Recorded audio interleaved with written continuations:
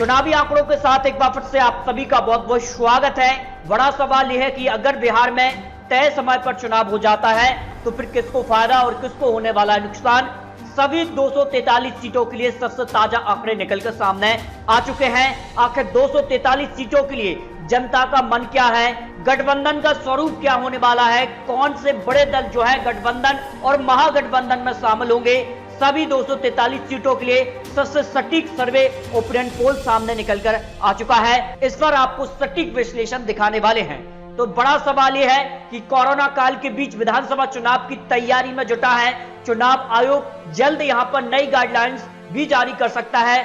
जल्द यहां पर चुनाव के लिए जो है तारीखों का ऐलान भी हो सकता है। ये बड़े एक्सपर्ट और बड़े चैनल ने भी एक खबर यहां पर सामने आ चुकी है। मगर महागठबंधन का स्वरूप क्या होगा इस बार आपको आंकड़े दिखाते हैं। देखिए, महागठबंधन में सबसे बड़ा दल जो है आरजेडी है और आरजेडी ही यहां पर सीट बंटवारा तय करेगा। लेकिन आरजेडी इस बार चाहता है कि कम से कम उन्हें ज्यादा सीट चुनाव लड़ने के लिए मिले ताकि 122 का जो आंकड़ा है वो अपने दम पर छू ले। महागठबंधन में इस बार का हिस्सा शायद ही हो सके। जिनमें अगर बात करें तो हमसे पार्टी है या फिर आरएलएस पार्टी जो है या फिर अन्य कुछ और छोटे दल जो महागठबंधन में आते हैं, इस बार शायद उनको चुनाव लड़ने के लिए सीट ना मिले। लेकिन आरजेडी जो है कम से कम 140 से 150 सीटों पर चुनाव लड़ना चाहती है तो कांग्रेस 80 सीटों की मांग कर रही है। इस पर अपनी राय रखिए कि यहाँ पर आरजेडी को कितनी सीटों पर चुनाव लड़ना चाहिए इस विधानसभा चुनाव के लिए। इसके अलावा एनडीए के भी अगर आंकड़े दिखाएं आपको, लेकिन यहाँ तो गठबंधन लगभग फिक्स है। जेडीयू और बीजेपी गठबंधन में ही चुनाव लड़ेगी, लेकिन एलजेपी यहाँ पर फिक्स नहीं हो पा रही है। एलजेपी ज्यादा सीटों की मांग कर रही है। जेडीयू यहाँ पर साफ तौर पर कहा है कि अगर बीजेपी चाहे तो एलजेपी को अपने जो सीट है हिस्से में जो सीटें हैं उनमें से एलजेपी को सीट दे सकती है। लेकिन जेडीयू जो है ज्यादा सीटों पर चुनाव लड़ना चाहती है। लेकिन यहाँ पर अगर बात करें तो यहाँ पर जीतनराम मांझी जो है वो एनडीए का हिस्सा हो सकता है। अगर एलजेपी यहाँ पर एनडीए से निकल जाती है तब ये कंडीशन बन सकती है। लेकिन चुनाव आयोग तय समय पर ही विधानसभा चुनाव कराने का ऐलान जल्द कर सकता है और कह सकते हैं कि इस समय अगर चुनाव हो जाते हैं तो किसको होगा फायदा, किसको होने वाला फायदा। इस वक्त ताजा आंकड़े निकल के सामने आ चुके हैं। आखिर 243 सीटों के लिए सबसे ताजा आंकड़े क्या निकल कर सामने आ रहे हैं। इसके अलावा बिहार में दल बदल का कार्यक्रम भी शुरू हो चुका है और कई बड़े नेता जो हैं वो आरजेडी से जेडीयू में जा रहे हैं तो जेडीयू से जो है वो आरजेडी में शामिल हो रहे हैं। इस कारण से आरजेडी और यहाँ पर जेडीयू में जो है लगातार यहाँ पर टक्कर देखने को मिल रही है। लेकिन बिहार में क्या होने वाला है, क्या यहाँ पर मोदी, यहाँ पर जेडीयू और एलजेपी अगर साथ में लड़ते तो क्या होता है। और महागठबंधन में कई पार्टियां आती हैं, लेकिन इस बार जो है जीतनराम मांझी जो है एनडीए का हिस्सा हो सकते हैं क्योंकि यहाँ पर आरजेडी की तरफ से उन्हें सीट चुनाव लड़ने के लिए नहीं मिल रही हैं। लेकिन इस बार का क्या मुद्दा हो सकता है? देखिए, इस बार का मुद्दा शिक्षा, रोजगार, स्वास्थ्य और यहाँ पर आर्थिक रूप से मजदूर जो वर्ग है, ये मुद्दा के अलावा कुछ और मुद्दे बिहार के अंदर हो सकते हैं जिनमें प्रवासी मजदूर हो सकते हैं। कोरोना काल में जो बेरोजगारी बढ़ी है उसका बड़ा मुद्दा यहाँ पर आरजेडी के बड़े नेताओं का कहना है। इसके अलावा यहाँ पर बाढ़ प्रभावित इलाके भी बिहार में काफी ज्यादा रहे हैं और कहीं ना कहीं बाढ़ से जो है यहाँ पर जनता खुश नहीं है। और सर्वे में सामने निकल कर आ रहा है कि आज अगर चुनाव हो जाते हैं तो कहीं ना कहीं नुकसान यहाँ पर होने वाला है। बिहार में अगर बात करें 243 सीटों में 122 सीटों पर पूर्ण बहुमत की सरकार आती है। तो आइए आपको दिखाते हैं 122 सीटों का आंकड़ा किसके पास जाने वाला है। क्या गठबंधन के पास ये आंकड़ा जाएगा या फिर महागठबंधन की तरफ ये आंकड़ा जाने वाला है। सभी 243 सीटों के लिए आंकड़े आपको दिखाने वाले हैं। सबसे पहले बात कर लेते हैं वीआईपी पार्टी जो कि मुकेश सहनी की पार्टी है।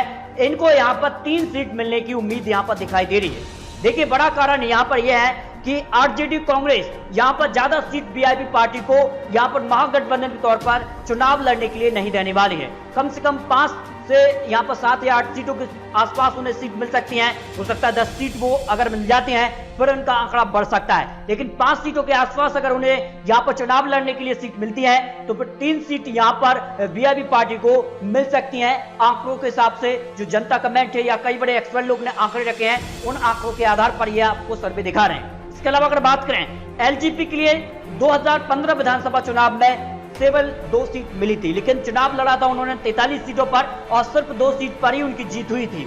लेकिन बड़ा कारण यहाँ पर यह है क्या वो एनडीए का हिस्सा होंगे इस बार, ये भी एक बड़ा सवाल बन चुका है। अगर एनडीए का हिस्सा नहीं बनते हैं और ज्यादा सीटों पर चुनाव लड़ते हैं, 243 सीटों पर अपने उम्मीदवार उतारते हैं, तो कहीं ना कहीं जेडीयू बीजेपी का ही वोट शेयर वो काटेंगे और इससे जेडीयू बीजेपी को नुकसान होगा और इनका आंकड़ा हालांकि 10 सीटों के आसपास हो सकता है।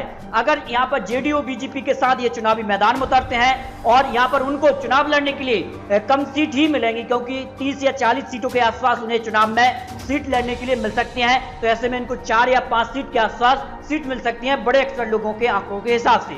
अब देखिए बात कर लेते हैं, यहाँ पर सीपीआईएम है, यहाँ पर हमस पार्टी है, यहाँ पर आरएलएस पार्टी है, यहाँ पर एआईएमएम जो पार्टी है, जन अधिकार पार्टी है, कई छोटे जो दल हैं, अन्य उम्मीदवार जिनमें निर्दलीय भी चुनावी मैदान में उतरेंगे।